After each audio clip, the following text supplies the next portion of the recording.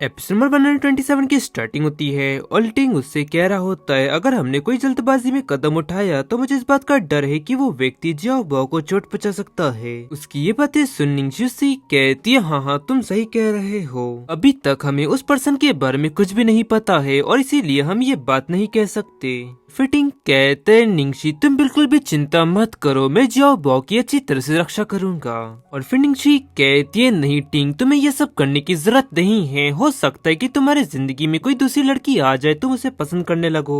तो फिर टिंग उससे हाथ पकड़ती हुई कहता है नहीं निंगशी ऐसी कोई लड़की नहीं है और मेरी जिंदगी सिर्फ तुम हो। निंगशी बस तुम थोड़ा और इंतजार करो, मैं सब कुछ चेक कर लेने के बाद तुमको और जियाओ बाओ को एक दूसरे से मिला दूंगा। निंगशी कहती है हाँ टिंग मुझे तुम पर पूरा भरोसा है। और फिर टिंग हैरानी से कहता है वैसे तुम यहाँ पर किस वजह से आई थी? तब उसी कहती है मैं तो यहाँ बस इस स्क्रिप्ट के बारे में तुमसे बात करने के लिए आई थी। फिटिंग उसी कहता है निंगशी तुम्हें थोड़ी देर ब्रेक लेने की जरूरत है क्योंकि इस वक्त तुम काफी ज्यादा भावुक हो और अब तुम जाओ जाकर थोड़ा सो जाओ, मैं तुमको थोड़ी देर से आवाज दूंगा। निंगशी उसी कहती है तुम अपना काम करने जाओ, मैं सो जाऊंगी ये ठीक रहेगा।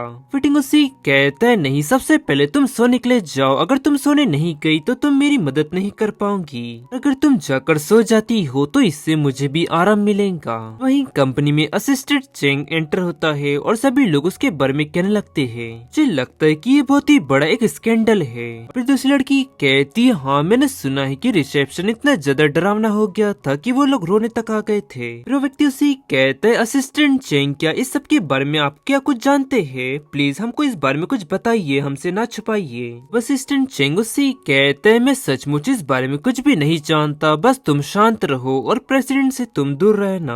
वहीं टिंग अपने ऑफिस में जोर से बुक बंद करता है। फिर टिंग जाकर रूम नॉक करता है और एंटर होता है और स्माइल कर मन में कहता है काफी ज्यादा समय हो चुका है मुझे उसके इतने ज्यादा क्लोज आए हुए। वहीं निंगशी नींद में कहती है लू कैबेज। ये सुन वो स्माइल कर कहता है क्या ये मेरा निकनेम है? और उसी कहता है निंगशी चलो अब जाग जाओ। और फिर निंगशी कहती है बॉस क्या मैं कुछ ज्यादा ही देर के लिए सो गई थी? चौंकती हुई कहती है एक मिनट रुको, मुझे ये बताइए कि आपने वो स्क्रिप्ट पढ़ी और बताइए क्या क्या मैं इस कैरेक्टर का रोल निभा सकती हूँ? फिटिंग उसी कहता है मैंने अभी तक सिर्फ आधी ही स्क्रिप्ट पढ़ी है।